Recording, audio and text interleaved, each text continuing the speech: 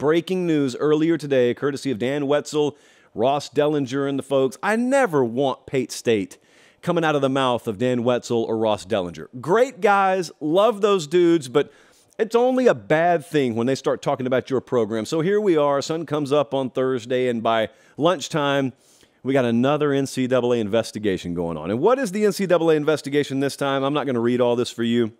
But if you were busy living your life today, if you're just at work or at the park with the kids, the audacity to do that in football season. But nevertheless, your constitutional right to do so. If you were living your life, you don't know. I'm going to let you know. The NCAA, according to Wetzel and Dellinger and the boys, is investigating Michigan football for allegedly, if you haven't heard the story already, what do you think they did? Allegedly violating rules that prohibit teams from scouting in person future opponents. Sounds like they were sending some black ops kind of reps to stadiums to scout and steal signals. Really, we're talking about sign stealing here. It's been done in baseball. It's been done in football. It's not technically illegal. It is, however, illegal to be sending folks to stadiums where your future opponents are playing and doing this sort of thing. Jim Harbaugh, I do want to represent both sides here. Jim Harbaugh released a statement today. Quote, "I did it." Nah, I'm just kidding. His statement says, "I want to make it clear, I and my staff, we will fully cooperate with the investigation." He says he has no knowledge. "I do not condone or tolerate anyone doing anything illegal or against the NCAA rules. Pursuant to NCAA rules, I will not be commenting further." So he flat out denied it, and here we are. Do I think they did it? I have no firsthand knowledge they did, but I do have I got an iJosh full of folks who texted me today and in a couple of cases called from many Big Ten programs. And this was not a shock that this came out because it's been talked about in Big Ten circles for a little while. Honestly, I was not shocked when this story came out because I've heard about it before. So I hear a lot of things. A lot of it's BS. So I assumed maybe this was BS. And for the record, I still don't know if it's true. Do I think there's some truth to it? Yeah, I do. Only because I had heard it independently from different sources up in the Big Ten before this. Now, Josh, if you had heard it, why didn't you report it? Because I had no facts to go on, and I am not exactly the investigative reporter that these dudes are. So there are a lot of folks who had heard whispers and rumblings about this. You hear whispers and rumblings about a lot of programs, too. So I don't know. We'll see how this turns out. I will say it wasn't a surprise. I had staffers from several, I'm just going to leave it at that, several different programs who hit me up and basically said, "See, what did we tell you?" Or "Told you so," or "Yeah, now that this is out there, we've suspected this," or "We've had knowledge of this as well." So that was flying around the Big Ten today. How did this strike me, though? When I saw this story released, I looked at it and I said, that seems awful familiar. And it's not that I've ever run a program. Well, I run a fictitious one, of course, and we do things by the book at Pate State. We run, in the words of Ron Meyer, circa SMU, we run basically an honest program. But the NCAA's got some real small-town sheriff vibes towards Michigan right now. And if you grew up in the rural South like I did, you know how this works. You've been around the local sheriff that is in office for a couple of decades, accumulates way too much power, more so than any local law enforcement official is supposed to have. And, you know, like you go to the local property seizure auction and you outbid the sheriff on a piece of property he wants, and he grabs the belt, pulls it up and says, spits his dip out. All right, then. And you know what all right then means. And when Jim Harbaugh has spoken out publicly about the NCAA was basically the sheriff up there at the Chevron, and you pass him in line, and he looks you up and down, takes his sunglasses off, which he shouldn't have been wearing indoors to begin with, and says, "All right, I'll see you down the road." And all of a sudden, this happens. There was a study done once upon a time that showed the average person, just the average American citizen, commits multiple felonies per week. Most of them you don't even realize you're doing. And certainly many a misdemeanor is involuntarily committed every week. So everyone commits crimes. In sports, everyone violates a rule here or there. It's just that 99% of them you're never going to hear about because they don't get discovered, because there is no governing body ultimately motivated to discover them. But when you motivate a governing body, whether it be the NCAA in this case, or in more real-world consequential arenas like the IRS, when you motivate them, they have way too much power. And they have endless resources. And if they want to find something on you, they won't stop until they find something on you.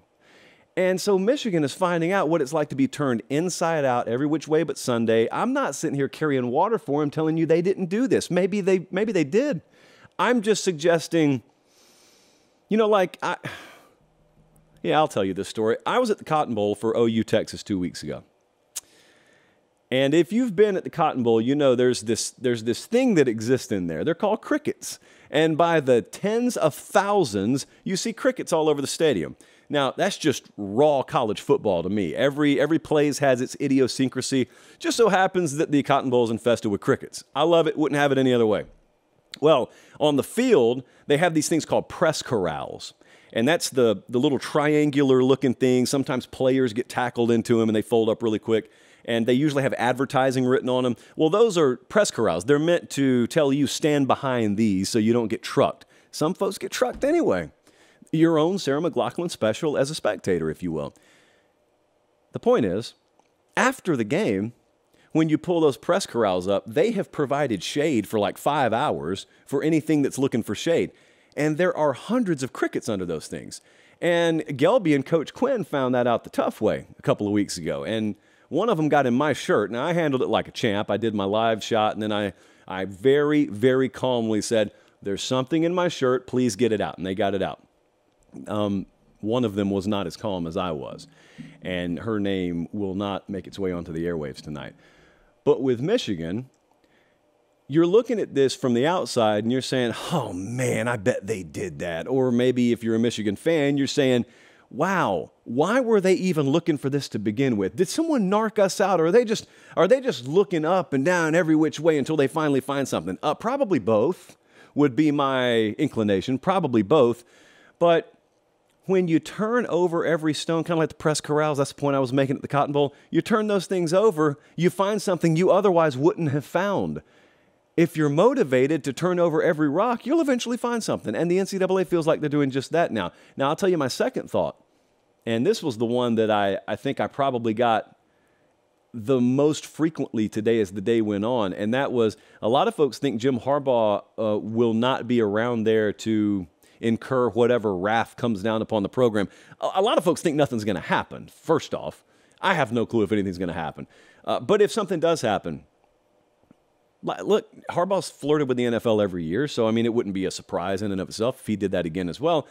Look, whether he does, whether he goes, whether he stays, we'll talk about that. We'll cross that bridge when it comes time to cross that bridge.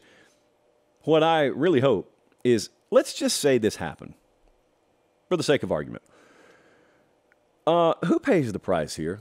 Like, what kind of punitive structure does the NCAA claim to have in place? What do? Do you strip them of scholarships? Do you shave a bowl game off?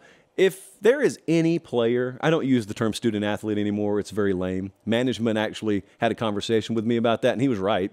Student athlete's a very stupid term. So if there's any player at Michigan that actually has to suffer one iota because of this, that's insanity. That's like Tez Walker level insanity. So that's what I'll have my eye on. Now, the other thing is distraction. It didn't happen the first time. Remember, Harbaugh served a suspension the first few games of the season. Didn't matter. And the reasons are called East Carolina, UNLV, Bowling Green, and Rutgers. That's why it really didn't matter. Well, coming up, you got Michigan State, by Purdue, and then at Penn State. And finally, we get to see quality competition against Michigan. Look, I think that two things can be true here.